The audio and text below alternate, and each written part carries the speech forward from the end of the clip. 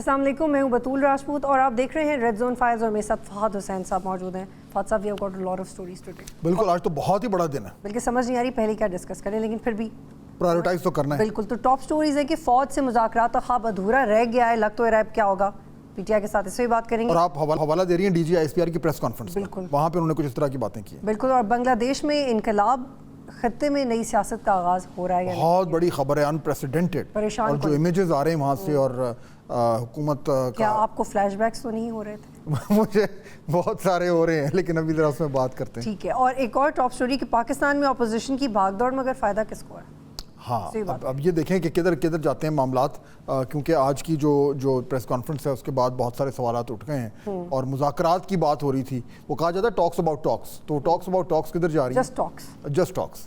بالکل. اب سر آگے بڑھتے ہیں اور بنگلہ دیش سے شروع کرتے ہیں. فہد صاحب، یہ کیا امیجز تھے؟ مجھے تو لگ رہا تھا کہ یہ کہیں پاکستان سے ہی تو کچھ ویڈیوز نہیں. بالکل. اور دیکھیے یہ تو ایک دم ہوا ہے نا، یعنی کہ کتنے دن سے یہ معاملہ چل رہا تھا اور پھر ایک دم آج وہ ڈرمیٹک جسے کہتے ہیں کہ جو ہے وہ اس کی ایک اینڈ گیم شروع ہوئی ہے. اور جب وہ شروع ہوئی ہے بطول تو اتنی تیزی سے ہوئی ہے کہ ایک دم خبر آئی کہ جناب پرائم منسٹر جو تھیں اس وقت کی، اب تو ہم سابق وزیر اعظم ہی کہیں گے، حسینہ واجد، وہ ایک ہیلی کاپٹر میں بیٹھی ہیں اور بھارت چلی گئی اور فرار ہو گئی. یہ لفظ استعمال، راہ فرار انہوں نے اختیار کیا. اور اس کے بعد وہاں کے جو آرمی چیف ہیں وہ آ گئے. لیکن بہرحال اس کے بجائے کہ میں ساری ڈیٹیلز جو ہے یہ سامنے رکھوں، ہم اپنا المشہور خبر خلاصہ جو ہے میں آپ کو بتاتی ہوں. 1971 سے شروع کرنا پڑے گا، میں پہلے شارٹلی بتا دوں گی.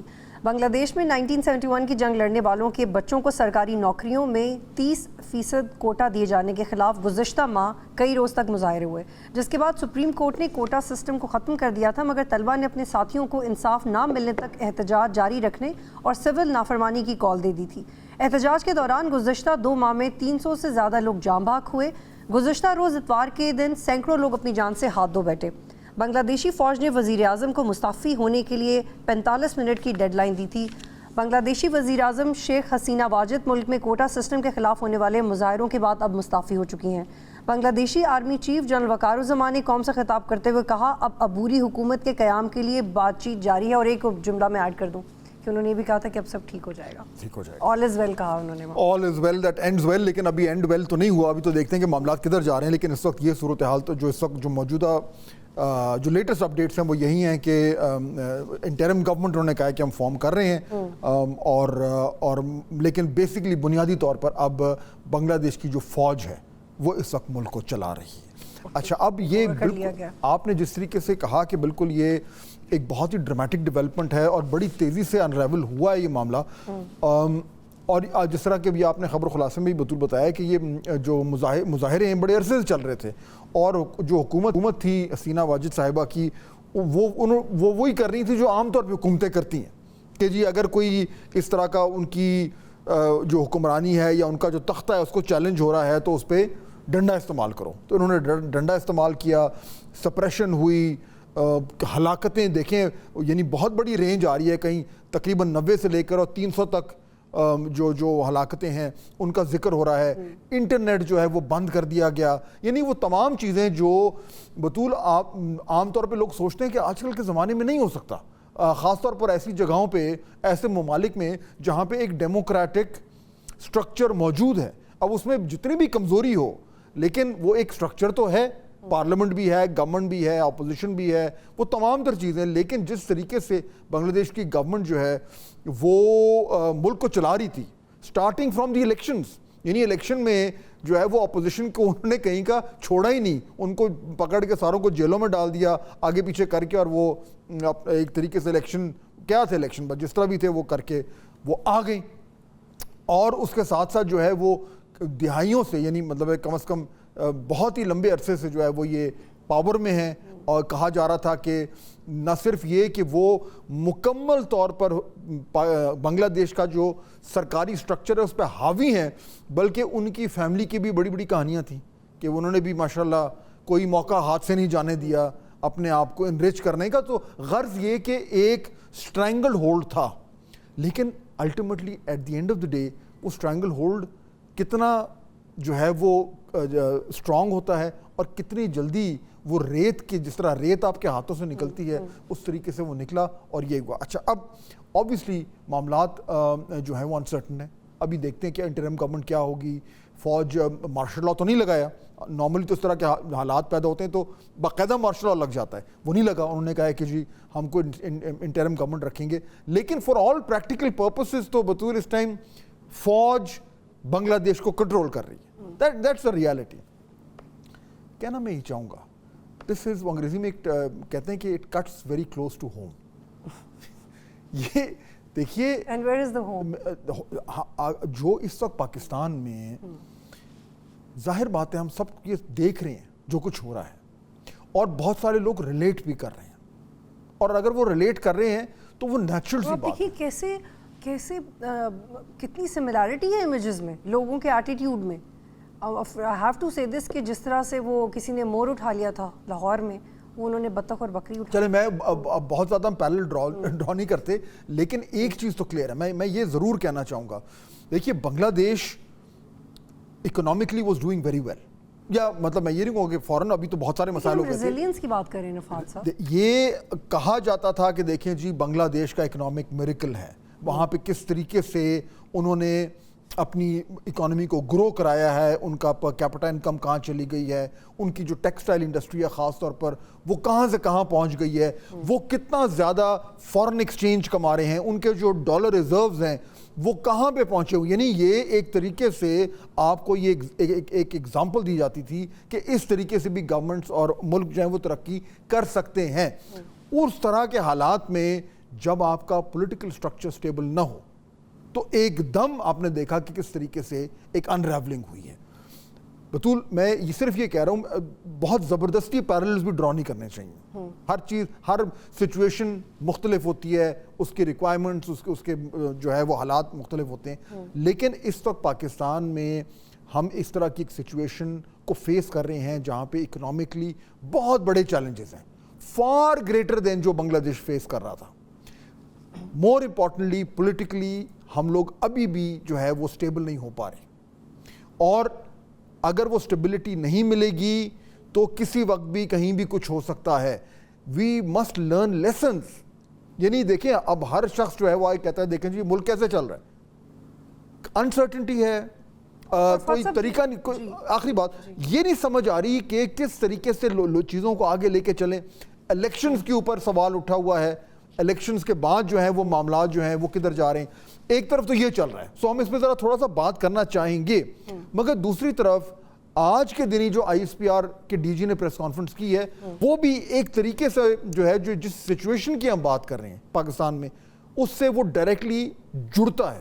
تو بات تو ہم بعد میں کریں گے, لیکن آپ جو سنوانا چاہ رہے ہیں میں چاہ رہی ہوں کہ آپ رک جائیں, لیکن آج سے پہلے جو انہوں نے 7 مئی کو کہا تھا وہ پہلے سنواتے ہیں. D G I S P R نے میرے خیال میں فہد صاحب ایکچولی اتنی پریس کانفرنس سے ایک ہی ایشو پہ ہو چکے ہیں کہ ہم بھی یہاں پہ کنفیوز ہو جاتے ہیں. انہوں نے 7 مئی کا حوالہ دیا, لیکن اب یہ تو اب ایک ہمارے اینڈ پہ جو صورتحال ہے وہ اس طریقے سے بنی ہوئی ہے کہ آج جو پچھلے ہفتے جو تمام تر ملک میں جو ڈسکشن ہو رہی تھی کہ جی عمران خان صاحب نے یہ کہا کہ جی میں تو فوج سے مذاکرات کرنے کو تیار ہوں, اور وہ انہوں نے یہ بھی کہہ دیا کہ جی آپ وہ فوج جو ہے کو اپنا نمائندہ جو ہے وہ ہمارے سامنے رکھیں, ہم ان سے بات کرتے ہیں. اور اس کے بعد پھر ابھی تازہ جو ان کا انٹرویو آیا ہے رائٹرز سے, اس میں بھی انہوں نے ایک بار پھر یہی کہا ہے کہ دیکھیں فوج سے تو اچھے تعلقات ہونے چاہیے. یہ کیسے ہو سکتا ہے کہ آپ اگر سرکار میں ہیں تو آپ کا فوج سے اچھے تعلق نہیں ہے. تو ایک طریقے سے انہوں نے یہ کہا کہ جی میں جو ہے وہ فوج سے لڑائی نہیں چاہتا, میرے سے مذاکرات کریں. لیکن آج جو D G I S P R کی جو پریس کانفرنس ہے اس میں آپ نے دیکھا اس میں کہیں بھی کوئی ہنٹ نہیں تھی کہ اس آفر کے نتیجے میں اس طرف سے رویہ جو ہے اس میں کوئی لچک آئی ہے, اس میں کوئی نرمی آئی ہے, اس میں کوئی تھوڑا سا ایک قدم پیچھے ہٹنے کی بات ہے. تو میرے خیال میں وہ صورتحال جوں کی توں ہے, لیکن اس میں ذرا بات کریں گے تفصیل سے پروگرام کے اگلے حصے. لیکن ایک بات کا جواب دیں کہ یہ جب کہتے ہیں کہ مذاکرات کر لیں اور نمائندہ مقرر کر لیں تو کیا اس کا مطلب یہ نہیں ہو سکتا کہ یہ معافی بھی ہے ایک طرح کی, نہیں فار بیٹر ٹرانسلیشن؟ میرا نہیں خیال, کیونکہ دیکھیے معافی تو تب ہے نا کہ جب وہ یہ ایکسیپٹ کریں پی ٹی آئی کہ جی مئی 9 میں ہم انوالو تھے, ہم سے غلطی ہوئی ہے اور ہم اس کے لیے معافی چاہتے ہیں. وہ تو بالکل کہیں دور سے وہ یہ نہیں کہہ رہے, وہ تو کسی نے کہہ دیا تھا. میں نے تو کوشش کی کہ شاید معافی کے لیے کوئی متبادل لفظ استعمال ہو تو حالات ٹھیک ہو جائے, but we got to take a break. جب بریک کے بعد واپس آئیں گے تو رفیع الزما صاحب سابق سفیر ہمیں جوائن کریں اور زنیر رازا صاحبہ جوائن کریں گی اور ان سے ان حالات پہ بات کریں گے. بریک کے بعد بنگلہ دیش میں عوامی انقلاب آ گیا ہے اور فوج نے بظاہر کنٹرول سنبھال لیا ہے. فاتح صاحب کے خطے میں نئی سیاست کا آغاز ہوگا اس پہ؟ دیکھیے میرے خیال میں آبویسلی کیونکہ اتنا اہم ملک ہے ہمارے خطے کا ساؤتھ ایشیا کا، تو اس کا جو امپیکٹ ہے وہ ڈائریکٹلی یا انڈائریکٹلی تو ہوتا ہی ہے سارے خطے میں، اور خاص طور پر جہاں پہ ایک سچویشن والیٹائل ہو جس طرح کہ ہمارے یہاں بھی ہے، تو ہمیں بڑے غور سے اس کو دیکھنا چاہیے اور سبق سیکھنے چاہیے. بالکل. اور بہت ویل انفارمڈ لوگ ہمیں جوائن کر رہے ہیں. زنید اظہر صاحبہ جو بڑا کلوزلی اسٹوری کو فالو کر رہی ہیں، جرنلسٹ ہیں. رفیع الزمان صاحب سابق سفیر ہیں، پروگرام میں جوائن کر رہے ہیں. بہت شکریہ آپ دونوں کا. رفیع الزمان صاحب، بات اگر میں آپ سے شروع کرنا چاہوں، یہ جو اس وقت صورتحال کھڑی ہوئی ہے، آپ نے وہاں پہ بڑا عرصہ بھی گزارا ہے اور آپ کا بڑا سفارتی تجربہ بھی ہے، یہ جو اس وقت صورتحال کھڑی ہے اور یہ جو آرمی چیف ہیں وہاں کے، انہوں نے کہا کہ جی یہاں پہ اب ایک انٹرم گورنمنٹ جو ہے وہ آئے گی، لیکن فار آل پریکٹیکل پرپسز تو اس کو ہم کیا مارشل لا ہی کہیں وداؤٹ دی ایکچوئل ڈکلیریشن؟ جی thank you Fahad for having me in your programme. یہ مجھے کچھ مشرف ٹائپ کی چیز لگ رہی ہے فہد. اچھا. کیونکہ میری ابھی میرے چند دوستوں سے میری ڈھاکہ میں بات ہو رہی تھی اور انہوں نے مجھے یہ بتایا کہ یہ انٹرم گورنمنٹ جو یہ ابھی قائم کرنے لگے ہیں، اس میں یہ تقریباً شاید 3 مہینے رہے گی اور ان کی صدر سے ملاقات ہوگی اور پھر وہ دوسری پارٹی سے بھی مل رہے ہیں جن میں BNP، انٹرسٹنگلی جماعت اسلامی. اور مجھے یہ بتایا ہمارے کچھ بنگلہ دیشی دوستوں نے کہ بہت ممکن ہے کہ Jamaat Islami might become a part of the government. اور آپ یہ دیکھیے کہ 2 دن پہلے یعنی کہ شیخ حسینہ نے اس کو بین کر دیا تھا، اور اب حالات اس طرح سے حالات پلٹا کھایا ہے کہ نہ صرف یہ کہ وہ ان سے بات چیت کرنے بلکہ شاید ان کو حکومت میں بھی لے لیں. یہ بہت ہی ڈرامیٹک ڈیولپمنٹس ہیں اور میں سمجھتا ہوں کہ یہ، اور دوسری چیز یہ کہ عوامی لیگ سے بات نہیں کی گئی، کیونکہ عوامی لیگ تو بہرحال ابھی کل یعنی آج تک حکومت میں تھی اور آج ہی اس کا پلٹا یعنی تختہ الٹ دیا گیا ہے، ان دا سینس کہ شیخ حسینہ روانہ ہو گئی ہے وہاں سے بھارت کے لیے، اور یہ سنا جا رہا ہے کہ شاید وہ اگرتلہ پہنچ چکی. اس میں ایک چیز اور جو میں آپ سے اس کے ساتھ ہی ایڈ کر دوں کہ انڈینز نے، مودی نے بہت ہی ریلکٹنٹلی ان کو آنے کی اجازت دی، اور وہ خیال یہ ہے کہ وہ کچھ دنوں کے بعد یا تو فن لینڈ روانہ ہو جائیں گی یا بیلاروس. اب یہ ہر طرح کی رومرز ہیں جو کہ ہو رہی ہیں. مگر ایک چیز جو میرے نزدیک میں سمجھتا ہوں ان تمام چیزوں کا جو یعنی جو نتیجہ نکلا ہے وہ یہ ہے کہ it was only a facade of democracy in Bangladesh. Sheikh Hasina has been ruling the country for the last 15 years with an iron hand. یعنی لوگوں کے گلے بند، لوگ بول نہیں سکتے. اکنامکلی تو بے شک ان کے دور میں بہت ترقی ہوئی، اور میں نے خود دیکھا کہ میں نے 2 دفعہ وہاں سرو کیا فہد. ایک دفعہ خالدہ ضیاء کے دور میں جو کہ پاکستان کے لیے بالکل ہی ڈفرینٹ حالات تھے، اور اس دفعہ جب میں گیا ہوں ایز ہائی کمشنر تو بالکل ہی مختلف، یعنی پاکستان پرسونا نان گراٹا، اور ہمیں کوئی یعنی ایکسس کسی قسم کی نہیں. لیکن over a period of time things were change.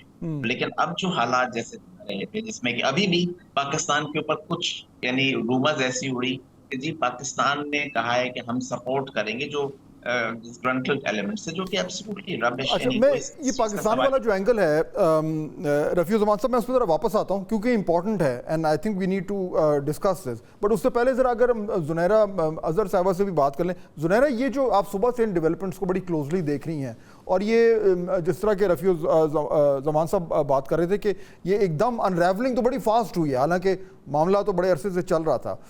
آپ کو کیا نظر آ رہا ہے کہ اس وقت جو پولیٹیکل وہاں پہ ایک اسٹرکچر تھا وہ تو کولیپس کر گیا ہے، اب what role do you see for the army? ابھی رفیع الزمان صاحب کہہ رہے تھے کہ مشرف ٹائپ کچھ ایک سیٹ اپ ہمیں نظر آ رہا ہے، لیکن اس میں دیٹ مینس کہ پھر فوج کا رول بالکل ڈومیننٹ ہے، اور کیا وہ پھر صرف 3 مہینے تک ہی رہے گا، یا اب ایک بار پھر فوج کی اور اس کے انفلوئنس کی بڑی کلیئرلی جو ہے وہ واپسی ہو رہی ہے ان دا فور فرنٹ آف بنگلہ دیش politics? Thank you very much for having می. دیکھیں، جب جون میں سٹارٹ ہوئے یہ پروٹیسٹ تو بڑے پیسفل پروٹیسٹ تھے، اور سمپل انہوں نے ایک نان ڈسکریمنیشن اس کو نام دیا موومنٹ کا، اور کہا کہ بس آپ کوٹا ختم کریں because 18 million young Bengalis are looking for jobs. اور اگر اتنی تھرائیونگ اکانومی ہے بنگلہ دیش جتنا کہ کہا جاتا ہے، تو پھر ہاؤ کم کہ جو ینگ گریجویٹس ہیں وہ سڑکوں پہ ہیں. تو اگر پہلے دن سے ان کی بات کو سمجھا جاتا اور اس کے مطابق ہی حل کرنے کی کوشش کی جاتی تو کچھ اور حالات ہوتے. But because the brute force یا جو ایبسلوٹزم وہاں پہ پریویل کر رہا تھا اس کی وجہ سے ان کو رضاکار کہا گیا. اور بائی رضاکار ان بنگلہ دیش مینس کے جماعت اسلامی کے وہ ینگسٹرز جو پاکستان کو سپورٹ کرتے ہیں, اس کے بعد ان کے لوگوں کو بھی مارا گیا. تو اس سے ایک جو پولیٹیکل اپریشن کا ایک بہت لانگ ٹرم وہاں پہ حالات تھے اس نے ایک اوور ٹرن لیا. اب اس میں آرمی نے لاسٹ ویک یہ ڈینائی کیا کہ ہم لوگوں کو فیس نہیں کریں گے, ہم ان کے اوپر ہتھیار نہیں اٹھائیں گے, بیکاز ہلاکتیں بھی ہوئیں اور آمنے سامنے آ گئی فوج بھی اور بنگلہ دیشی عوام بھی. تو یہاں پہ جو ریسٹرین کا مظاہرہ کیا ہے وہ تو فوج نے کیا ہے, because I think they so it clearly کہ اپنی پولیٹیکل وے آف ہینڈلنگ سے معاملات وہ خراب کر رہی ہیں اور ہم آمنے سامنے لوگوں کے ساتھ آ جائیں گے. کافی نیگوسیشنز ہوئیں لیکن Sheikh Hasina was heel Bennet کہ یہ صرف میری حکومت کے خلاف ایک سازش ہے اور اس کو کہیں اور سے سپورٹ مل رہی ہے, اور اینڈ یہی ہوا جو آپ نے دیکھا ہے. So if you look at the figure 18 million, تو 18 ملین کے لیے اب کچھ نہ کچھ تو چاہے فوج کی حکومت ہو چاہے کوئی انٹرم گورنمنٹ ہو, سب کو مل کے کچھ نہ کچھ ٹھیک ہے. زنیرہ یہ بہت اہم انفارمیشن آپ نے دی. میں یہ سمجھنا چاہ رہی ہوں کیونکہ آپ اس کو فالو کر رہی تھیں اور اٹ از ریلیٹیبل جو بھی بنگلہ دیش میں ہو رہا ہے. آپ کے مطابق وہ کون سا ایسا بریکنگ پوائنٹ تھا جس کے بعد یہ سب ہوا؟ یہ اداروں کے درمیان زیادہ تھا یا عوام میں ریزیلینس زیادہ تھی؟ وہ کون سا پوائنٹ تھا جس کا مومنٹم بڑھ گیا اور پھر انہیں کہا گیا کہ جی 45 منٹ ہیں اور ریزائن کریں اور تقریر بھی نہیں کرنی؟ What is that point according to you? 6 policemen were killed, جس میں پیراملٹری کے بھی 2 لوگ تھے اور اس میں جو سیولینس تھے وہ بھی زخمی ہوئے. دیٹ واز دا پوائنٹ جب آرمی نے ریفیوز کیا بلکہ بیک آف کیا کہ ہم مزید نہیں لڑیں گے. میرے خیال ہے اس پیریڈ کے دوران 45 منٹس کا ٹائم دیا گیا. وہ خطاب کرنا چاہتی تھیں لیکن ان کو یہ ڈر تھا کہ ان کے خطاب سے شاید ایسکلیشن بڑھ جائے, وہ پھر کوئی ایسی بات کریں گی, وہ پھر کوئی دہشت گرد کہہ دیں گی یا کچھ کہہ دیں گی جس سے لوگ اور وائلنٹ ہوں گے. تو اس لیے اس کا انہیں موقع ہی نہیں دیا گیا. یہاں پہ بطول ایک چیز بڑی امپورٹنٹ ہے کہ بیچ میں سپریم کورٹ نے انٹروین کیا تھا اور جب 1/3 کوٹا جس کے اوپر یہ ساری لڑائی ہو رہی تھی اس کو اسکریپ کر کے 5% پہ وہ لے آئے تھے.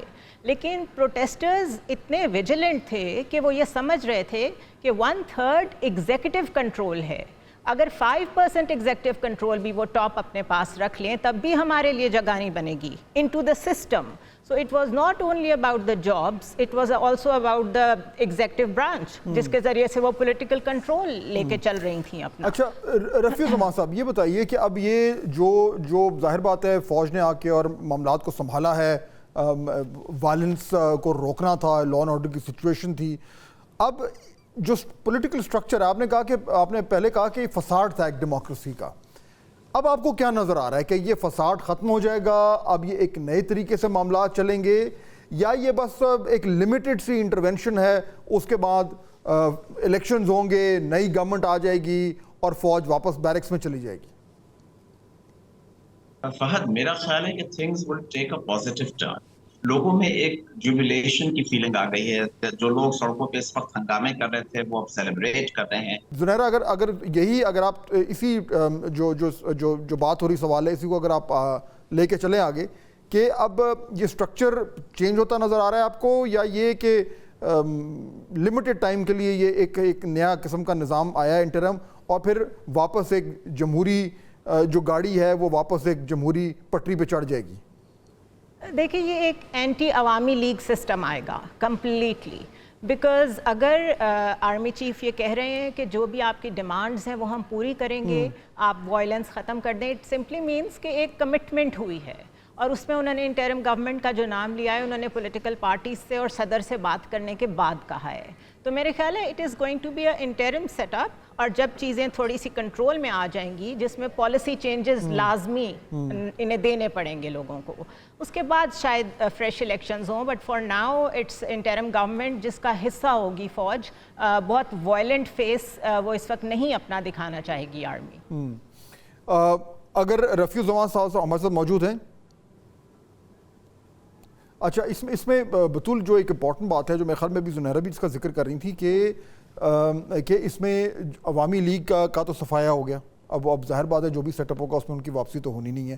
15 سال وہ حکومت کرتی رہی ہیں اور جو کچھ ہوا ہے یہ آپ کو بھی یاد ہوگا پاکستان میں بھی اگر آپ پاکستان کی تاریخ پہ نظر ڈالیں تو یہی ہوتا ہے کہ ایک حکومت جو ہے جب اس کا تختہ الٹا جاتا ہے تو پھر وہ فار دا فارسیبل فیوچر تو وہ سین سے غائب ہو جاتی ہے. لیکن پھر اس کے بعد کیا ہوتا ہے اب حسینہ سے شیخ حسینہ جو ہیں کدھر جاتی ہیں, کہاں پہ ایگزائل لیتی ہیں, پھر ان کا کیا ان کو جو ان کا فیوچر ہے وہ کیا ہوگا, کیونکہ ظاہر بات ہے ایک ان کی جماعت تو ہے, جماعت غائب تو نہیں ہوئی ہے. سو یہ بڑا ساؤتھ ایشین سیاست میں جو اس طرح کے جو ہے وہ اتار چڑھاؤ جو ہیں یہ آتے رہتے ہیں. لیکن زنیرہ سے بھی پوچھ لیتے ہیں کیونکہ زنیرہ پورا دن یہ کر رہی تھی اور رفیع صاحب نے بھی ہمیں جوائن کر لیا کہ وہ آپ کہہ رہے ہیں کہ پیرللز ڈرا ہم نہیں کر سکتے لیکن کچھ تو انہوں نے بھی کیا ہوں. میں actually I am glad you mention it. میں اگر رفیع زمان صاحب سے یہ پوچھوں گے کہ یہ جو کچھ ہم دیکھ رہے ہیں یہ ساؤتھ ایشیا کے وی ناٹ اسٹرینجرز ٹو دس, تو ہم کیا سبق اخذ کر سکتے ہیں اس سے جو کچھ آج بنگلہ دیش میں ہوا؟ جب سے یعنی آج پورے دن یہ خبر یعنی بالکل فوکس میں رہی ہے پورے پاکستان میں, اور لوگ ہمارے یہاں بھی اسٹارٹ ڈرائنگ پیرللز اباؤٹ اٹ. مگر میرا خیال ہے کہ دو سچویشنز ڈفرنٹ اس معاملے میں. ایک یعنی انکمبنسی جو فیکٹر تھا شیخ حسینہ کا وہ بھی بڑا امپورٹنٹ تھا. ہمارے یہاں اس طرح کی کوئی چیز نہیں ہے, بے شک ایک پولیٹیکل انسٹیبلٹی ہے لیکن وہ اس ایکسٹریم پہ نہیں پہنچی ہے جس ایکسٹریم پہ یہ بنگلہ دیش میں پہنچی. بنگلہ دیش میں جیسے میں نے کہا کہ ڈیموکریسی تو تھی but it was only in the name. لوگوں it was the essence of democracy was absent and everybody, Hare society civil society کا ہر فیکشن جو تھا سیکشن جو تھا وہ they were boiling from inside, اور یہ سڑکوں پہ اسٹوڈنٹس کی وجہ سے نکل آیا. اور ہر پولیٹیکل پارٹی جو کہ بالکل ڈومنٹ پڑی ہوئی تھی, بی این پی کو لے لیجیے, بی این پی ہمیشہ الیکشن سے ایبسنس رہی جس کی وجہ سے وہ پولیٹیکل سین سے آؤٹ ہو. خالدہ ضیاء جو کہ پاپولر تھیں زمانے میں, وہ کی بھی وجہ سے اپنی پارٹی کی بھی وجہ سے تقریباً 2018 سے she is imprisoned. تو لوگوں میں ایک بڑی فیلنگ تھی بنگلہ دیش, اور بنگلہ دیشیز are politically very very astute, much more astute than us. In fact سارے سب کانٹیننٹ میں سمجھتا ہوں کہ سب سے زیادہ politically aware nation ہے وہ بنگالیز. وہ مجھے تو حیرت تھی while I was serving there کہ how can they take so much of pressure from the government. کسی کو بولنے کی اجازت ہی نہیں. بالکل, اور اس کا نتیجہ جو ہے وہ ہم نے دیکھ لیا, اس کا نتیجہ ہم نے دیکھ لیا. بالکل آخری ہمارے پاس منٹ ہے زنیرہ, کوئکلی اگر آپ بھی ذرا شیئر کرنا چاہیں کہ ہمیں کیا سبق سیکھنا چاہیے. اگر تو آپ نے لوگوں کو کوئی نہ کوئی فنڈامنٹل بیسک پولیٹیکل رائٹس دیے ہوئے ہیں اور اکنامک ڈیپریویشن ہے تو بھی گزارا ہو جاتا ہے. اگر اکانومی بہت تھرائیو کر رہی ہے but you are an absolute state, politically آپ نے سپریس رکھا ہوا ہے تب بھی گزارا ہو جاتا ہے. لیکن آپ پولیٹیکلی بھی اپریس کریں اور ساتھ اکنامک ڈیپریویشن کو بھی لے کے آئیں بیچ میں, تو یہ دس از اے لیتھل کمبینیشن. یہ نہیں چل سکتا. پیپل نیڈ ان کے پیٹ بھی بھرنے چاہیے اور ان کا دماغ اور ان کا زبان دونوں چیزوں کا چلنا ضروری ہے. It's there right. یہ دونوں چیزیں اکٹھی ہوئی ہیں بنگلہ دیش میں, اور ریزن کوئی ایک پھر فلیم ہی ہوتی ہے, کوئی ایک چنگاری ہوتی ہے جو وجہ بنتی ہے. That is in my opinion the reason. بہت شکریہ آپ دونوں کا, آپ نے جوائن کیا. بطول انٹرسٹنگ پیرللز ہیں اور وہ آئی ایگری وتھ ہم کہ دو مختلف سچویشنز ہیں, زبردستی نہیں جوڑنا چاہیے لیکن پھر بھی کچھ چیزیں ہیں جو you can always learn from other. بالکل. اور یہاں پہ ہمیں ایک بریک لینی ہے اور جب بریک کے بعد واپس آئیں گے تو محمد عادل صاحب سینئر صحافی ہیں اور افتخار فردوس صاحب ہمیں جوائن کریں. اور پاکستان میں اپوزیشن بہت ایکٹیو ہو رہی ہے لیکن فائدہ کیا ہوگا اس سے بات کرتے ہیں. اور جو مذاکرات کا جو ٹاکس اباؤٹ ٹاکس ہیں, مذاکرات وہ کدھر جا رہے ہیں, ذرا اس کی تفصیل میں ذرا بات کریں. اور یہ کتنی دفعہ ہوگا کہ آئے ہم سے بات کریں اور کہا جائے گا کہ ہمیں آپ سے بات نہیں کرنی, کیونکہ آج پھر ہوا ہے. ایک بریک لیتے ہیں پھر واپس آئیں. پروگرام میں خوش آمدید. اور فات صاحب ہم بات کرنے والے ہیں کہ اپوزیشن ایکٹیو تو ہو رہی ہے لیکن اس کا فائدہ کیا ہو رہا ہے, اور جو آج پریس کانفرنس ہو رہی ہے اس کے حوالے سے شارٹلی شیئر کر دوں آپ سے. میرے خیال میں اگر آپ بتا دیں کہ آج D G I S P R نے جو کہا اور کچھ بٹوین دا لائنز بھی کہا, وہ سب کچھ تھا. اگر آپ خبر کو لگ رہا ہے کہ کچھ بٹوین, میرے خیال میں آپ پہلے خبر خلاصہ دے کے اس کے بعد پھر بٹوین دا لائنز پہ بھی ڈسکشن کرتے ہیں. بالکل. اور D G I S P R نے آج پریس کانفرنس کی ہے اور انہوں نے کہا ہے کہ ایک مافیا نہیں چاہتا کہ عوام ترقی کرے. مافیا اشرافیہ سے صحت, تعلیم اور روزگار کا سوال نہیں کرتا. کیا مافیا کی کامیابی عوام کو غریب اور مجبور رکھنے میں ہے؟ 9 مئی پر فوج کا بڑا واضح موقف ہے, نہ اس میں کوئی تبدیلی آئی ہے اور نہ آئے گی. بدقسمتی سے مافیا یہ سمجھتا ہے کہ پاکستان کی تباہی میں اس کی کامیابی ہے. ہمیں یہ چاہیے کہ ہم اس مافیا کو پہچانیں اور اسے یک زباں ہو کر ایک جواب دیں. فوج کسی خاص سیاسی سوچ، ایک گروپ، ایک پارٹی، ایک مذہب کو لے کے نہیں چلتی، پاکستان کی ترقی کو لے کے چلتی ہے. جب ریاست جواب دے تو معصوم بن جاتے ہیں. گوادر میں rate of the state, rate of government کو چیلنج کیا گیا. بلوچ یکجہتی کمیٹی اور اس کی نام نہاد لیڈرشپ کو کام دیا گیا جو ادارے دہشت گردی خلاف اسمگلنگ اور بھتہ خوروں کو بدنام کر رہے ہیں، ان کو متنازع بنایا جا رہا ہے. سوشل میڈیا پر باہر سے پاکستان کے اندر انتشار پھیلایا جا رہا ہے، پیسہ لگایا جاتا ہے، لابنگ فرم ہائر کی جاتی ہے، مایوسی اور انتشار کا ایک بیانیہ بنایا جاتا ہے. کافی کچھ کہا گیا اور ظاہر بات جو ہمارے انٹرسٹ کی بات تھی جو جڑتی ہے جو موجودہ صورتحال ہے وہ یہ کہ جی جو مذاکرات کی آفر عمران خان صاحب نے اور ان کی جماعت نے کی ہے وہ اس پہ کیا جواب ہے. تو اور اس پہ بات کرنے کے لیے محمد عادل صاحب ہمیں جوائن کر رہے ہیں، سینئر جرنلسٹ ہیں، ہمارے کولیگ بھی ہیں. افتخار فردوس صاحب بھی جوائن کر رہے ہیں، they are closer to the circles, ان سے پوچھتے ہیں. بالکل، بلکہ اگر آپ افتخار اگر آپ سے بات شروع کریں کیونکہ آج سوابی میں پی ٹی آئی کا بہت بڑا جلسہ بھی ہے، وہ کہہ رہے ہیں کہ بہت بڑا جلسہ ہے، اور وہ ایک تو ذرا اس کے بارے میں کیا لیٹسٹ انفارمیشن ہے آپ کے پاس، اور اس کا کیا یہ جو موجودہ صورتحال ہے اس میں اس جلسے کی کیا امپورٹنس ہے؟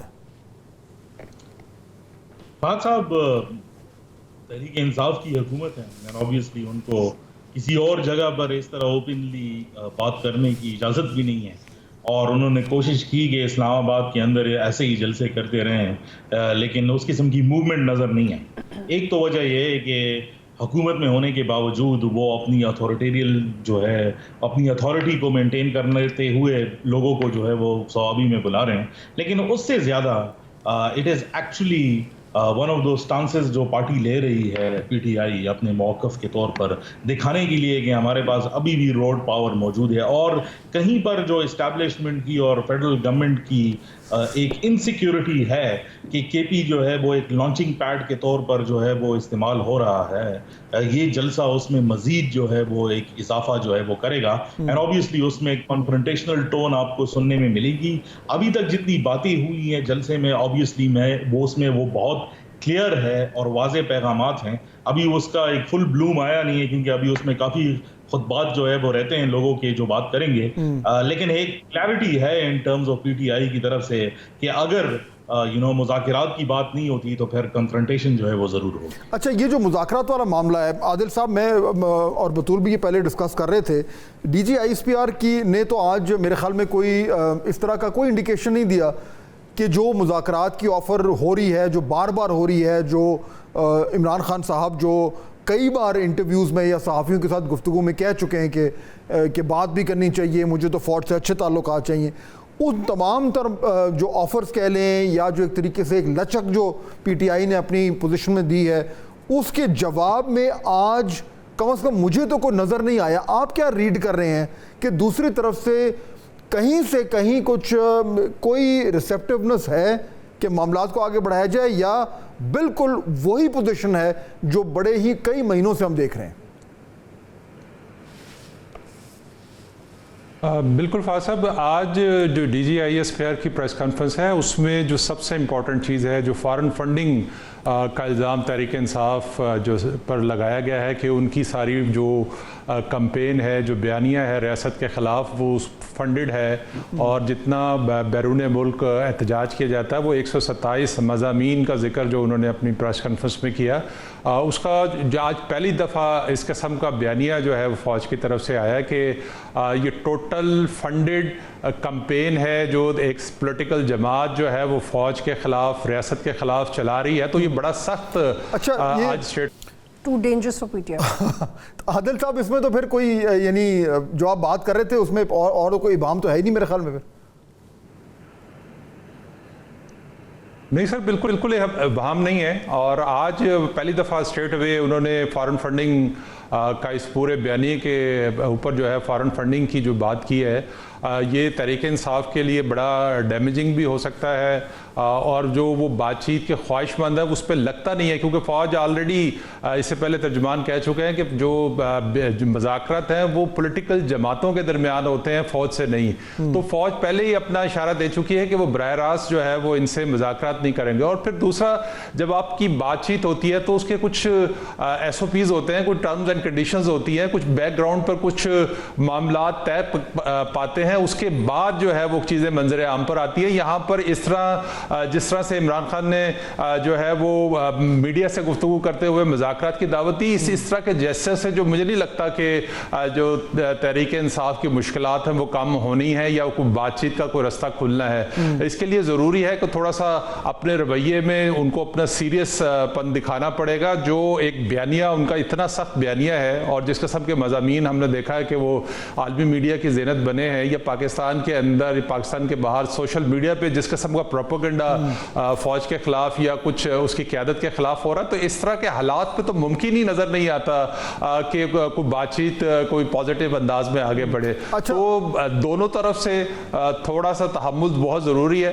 بالکل افتخار, یہ اب اس میں دیکھیے یہ بات تو بالکل کلیئر ہوتی جا رہی ہے کہ دوسری طرف سے یعنی اسٹیبلشمنٹ کی طرف سے کوئی ایسی انڈیکیشن نہیں آ رہی کہ وہ سنجیدگی سے اس آفر کو لے رہے ہیں. لیکن ہمیشہ یعنی معاملات جتنے بھی جو ہے وہ ٹینس ہوں, بیک چینل ہمیشہ کھلا رہتا ہے ہمیشہ. اور اس وقت ایک پرسیپشن یہ ہے کہ کیونکہ کے پی میں گورنمنٹ ہے اور علی امین گنڈا پور صاحب چیف منسٹر ہیں, وہ اسٹیٹ سسٹم کے اندر ہیں, ان کے رابطے بھی رہتے ہیں اور ان کی جاب کی ریکوائرمنٹ بھی ہے کہ ان کے رابطے رہیں.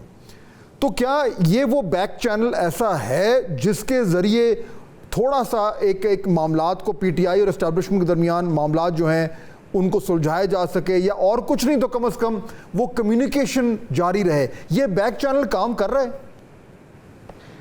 فہد صاحب, میں اسی بات کی طرف جو ہے وہ آنے والا تھا, اور اچھا آپ نے یہ بات چھیڑ بھی دی. بیسیکلی اگر آپ یہ سمجھتے ہیں کہ Tehreek Insaf as a whole جو ہے وہ فوج کے ساتھ جو ہے وہ بات کر رہی ہے, یا کوئی اسٹیبلشمنٹ کا کوئی حصہ جو ہے ان سے بات کر رہا ہے, تو میرے خیال میں as a whole as a party یہ کام نہیں ہو رہا. اس میں چند مخصوص لوگ ضرور ہیں جو فور فرنٹ پر ہیں اور جو کافی قابل اعتماد لوگ بھی ہیں اور پارٹی کے پرانے اسٹالورٹس ہیں اور ابھی ان پاور بھی ہیں. وہ آبویسلی اس بیک چینلنگ کا حصہ ہے. جہاں تک علی امین صاحب اور ان کے بھائی کا تعلق ہے فیصل امین کا, آبویسلی ان کے روابط رہتے ہیں اور یہ میٹنگز ڈیلی بیسس پہ ہوتی ہے, ایسی خبریں آتی رہتی ہیں, کیونکہ آبویسلی آپ نے ایک صوبہ چلانا ہے اور اس کے اندر آپ کے پاس قبائلی علاقہ جات ہیں جن کے ایشوز آبویسلی نیشنل سیکیورٹی سے بھی ریلیٹڈ ہیں, تو وہ باتیں ہوتی رہتی ہیں. لیکن جو پرٹیکولرلی یہ بات ہے جو آج D G I S P R نے کی, اس کا بھی ایک پہلو ضرور ہے اور اس میں ایک کلیریفیکیشن ہے. although انہوں نے ڈائریکٹلی اس طرف جو ہے وہ ہنٹ نہیں کیا, لیکن آپ نے بھی دیکھا ہوگا کہ سوشل میڈیا کے اوپر وہ سٹوریز کچھ آئی تھی پچھلے دنوں کے اندر جو انٹرسیپٹ نے جو ہے وہ لکھی تھی, اور اسی ایک پلیٹ فارم کے اوپر کنٹینیوسلی جو ہے وہ ملٹری بیشنگ ہو رہی ہے اور پاکستان ملٹری کے خلاف جو ہے کچھ چیزیں آ رہی ہیں. اس کے علاوہ ایک برٹش جرنلسٹ کا بھی جو ہے معاملہ جو ہے وہ ہوا, جو آئے تھے عمران خان صاحب سے ملنے اور پھر ان کو ڈیپورٹ کیا گیا. تو آبویسلی یہ ساری چیزیں بھی بیک گراؤنڈ میں ہیں. اور پھر اس کے بعد ہم نے دیکھا کہ لابنگ فرمز کا جو انہوں نے ذکر کیا اس کے تو آفیشیل ڈاکیومنٹیشنز موجود ہیں, لیکن یہ کہنا کہ یہ مذاکرات بالکل نہیں ہو رہے, آبویسلی بیک چینلنگ کے تھرو اس کے لیے کوئی نہ کوئی بیسس جو ہے وہ بنائی جا رہی ہے اور ذرائع اس بات کی تصدیق کرتے ہیں.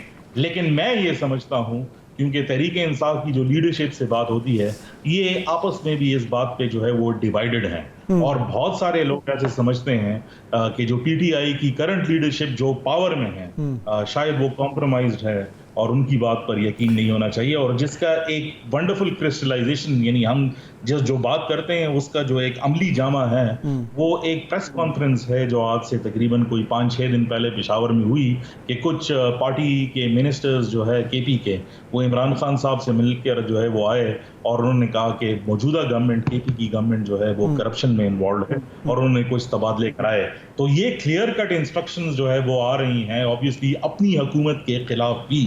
تو آپ یہ کمپلیٹ طور پر نہیں کہہ سکتے کہ بیک چینلنگ نہیں ہو رہی, یہ بھی پورا نہیں کہہ سکتے کہ جو بیک چینلنگ ہو رہی ہے اس کے پرویو میں یعنی وہ سب کو خبر ہے کہ جو بات ہو رہی ہے ایک مخصوص پیرائے کے اندر ضرور یہ بات ہو رہی ہے.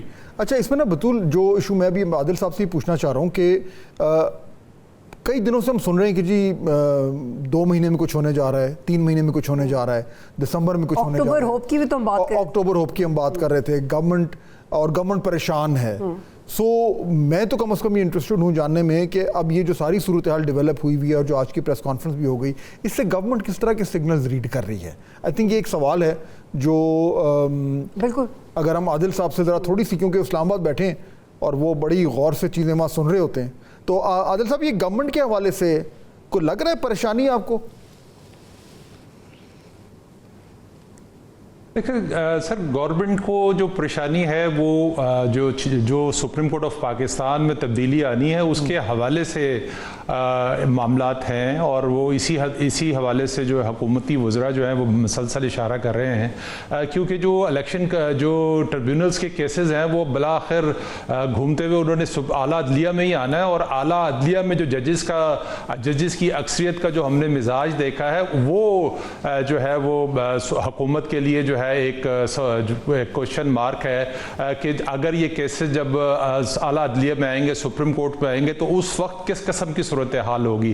جیسا کہ کہا جا رہا ہے کہ پنجاب کے بہت سارے حلقے ہیں, اسلام آباد کے 3 حلقے ہیں, اگر یہ ریورس ہو گئے ان کی جو ہے تو یہ حکومت کے لیے یقینی طور پر مشکل بنے گی. اور حکومت نے مخصوص نشستوں کے حوالے سے جو سپریم کورٹ آف پاکستان کا فیصلہ ہے, گو کہ الیکشن کمیشن نے تو اپنا سلنڈر کر دیا اور اپنی اس کی وضاحت کے لیے سپریم کورٹ سے رجوع ضرور کیا ہے. حکومت جو ہے وہ اس پر قانون سازی کر رہی ہے, لیکن آج دوسرا اجلاس ہے, وہ آج بھی وہ جو ہے وہ امینڈمنٹ کل میرے خیال میں آج بھی امینڈمنٹ منظور نہیں کروا سکی. تو حکومت جو ہے وہ تو وہ حکومت جو ہے اس کو پریشانی صرف اس حوالے سے ہے کہ اگر یہ حلقے کھل گئے اور عدالتوں نے ان کے خلاف فیصلہ دے دیا تو ان کی جو اکثریت ہے وہ جو ہے اقلیت میں بدل سکتی ہے, جو ان کی پریشانی کا باعث ہے. تو اس لیے آپ دیکھتے ہیں کہ حکومت کتنا سٹینڈ لیتی ہے. یہ اسپیکر اگر یہ قانون سازی ہو جاتی ہے جی, اور پلیز کائنڈلی یہ بھی بتائیے گا کہ کیا اسی لیے پھر نئے چیف جسٹس کا نوٹیفیکیشن روکا ہوا ہے, کیونکہ جب موجودہ سی جے کو لگانا تھا تو وہ نوٹیفیکیشن تعیناتی کا 3 مہینے پہلے آ گیا تھا, سپٹمبر میں انہوں نے کام شروع کرنا تھا, جون جولائی میں نوٹیفیکیشن آ گیا تھا, تو جسٹس منصور کا نوٹیفیکیشن بھی اسی وجہ سے رکا ہوا ہے, آپ کو لگتا؟ دیکھیں وہ جو جسٹس قاضی فائز عیسیٰ کا جو نوٹیفیکیشن جاری ہوا تھا اس کا ایک پس منظر تھا, اور آپ کو پتہ ہے کہ ان کے خلاف ایک پوری کمپین چلی تھی اور کوشش کی گئی تھی کہ وہ چیف جسٹس آف پاکستان نہ بنے, لیکن موجودہ حکومت کی خواہش تھی کہ وہ چیف جسٹس بنے. تو اس کنفیوژن کو دور کرنے کے لیے جو ہے وہ نوٹیفیکیشن جاری کیا گیا تھا. اس وقت وزیر قانون امریکہ میں تھے, تب ہم سے بات ہوئی تھی تو انہوں نے کہا تھا کہ ہم چاہتے ہیں کہ وہ جو کچھ حلقوں کے دماغ میں اگر یہ چیز ہے کہ یہ شاید قاضی فائز عیسیٰ کا راستہ روک سکے, تو ہم نے اس لیے جو ہے وہ نوٹیفیکیشن جو ہے وہ جاری کر دیا. اسی لیے میرے خیال میں اس وقت ہر طرح کے سوال جواب ہو رہے ہیں, لیکن وقت ہمارے پاس ختم ہو گیا ہے. آپ دونوں کا بہت شکریہ, آپ نے جوائن کیا. بطول ڈیولپ بڑی تیزی سے ہو رہی ہیں, پہلے تو ملک کے اندر ہو رہی تھیں, اب ملک کے باہر بھی ہو گئی ہیں.